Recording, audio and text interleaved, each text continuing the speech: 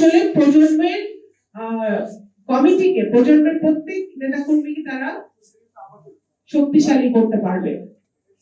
আপনারা যারা বক্তব্য রেখেছেন তাদের সবার প্রতি আমি বক্তব্যের প্রতি শ্রদ্ধা রেখে বলছি যে আপনাদের নেতৃত্ব সফলতার উপর নির্ভর করবে জাতীয়তাবাদী মুক্তিযুদ্ধের প্রজন্মকে বাকি বিএনপির নেতৃত্ব বা অন্য নেতারা সেই প্রজন্মের নেতৃত্বটাকে সিরিয়াসলি নিবে কি নিবে না, সেটা আপনাদের নিজেদের নেতৃত্বের উপর ডিপেন্ড করবে। ঠিক আছে? আপনারা যদি আমার কাছে এসে বলেন যে আপনাদেরকে এ ডাকে না, ও ডাকে না, ভাষণ মিটিং এ ডাকলে আপনাদের নাম বলে না, এগুলো তাহলে আপনাদের নেতৃত্বের অভাব ঘাটতি আছে আপনাদের জেলা উপজেলা। আমি মনে করি সেটা এখানে আপনারা যারা বলতেছেন যে জাতীয়তাবাদী মুক্তিযুদ্ধের প্রয়োজন, আমি ভেবেছিলাম যে আমি কিন্তু প্রারম্ভে আমার ইন্ট্রোডাকশন বক্তব্যে আমি বলেছি যে নতুন বাংলাদেশ গড়তে প্রজন্ম একটা ভূমিকা রাখতে পারে। সেই আলোকে আনফরচুনেটলি আপনারা কেউ বক্তব্য রাখেন নাই।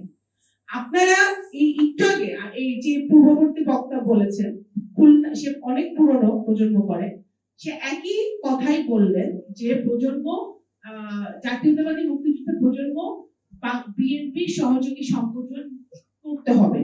ভাই এই দাবি আমি দায়িত্ব নেওয়ার পর থেকে এই দাবি শুনে আসতেছি, আমি এখন এই দাবি শুনতেছি, ভবিষ্যতে আপনাদের তাহলে আমার আনফরচুনেটলি আমার বুঝতে হবে যে প্রজন্মের অ্যাকচুয়ালি সারা বাংলাদেশে আরো নতুন লোকজন দরকার, কারণ আপনাদের কোনো ভিশন নেই, আপনাদের চিন্তা আপনারা করতে পারছেন না এর বাইরে। আপনারা যদি নেতৃত্ব দেখান, আপনারা যদি শক্তি দেখান, আপনারা যদি সাংগঠনিক দক্ষতা দেখান, তখন বাংলাদেশ জাতীয়তাবাদী দলই আপনাদেরকে ডেকে নেবে।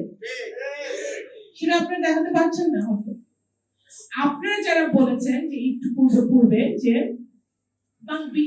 মুক্তিযুদ্ধের প্রজন্ম কখনোই বিএনপির সহযোগী সংগঠন ছিল না, এবং সেটা না থাকাতে সুবিধাও আছে। আমি মনে করি আপনারা স্বাধীনভাবে কাজ করতে পারেন, আপনারা কোনো ফ্রেমওয়ার্কের মধ্যে আবদ্ধ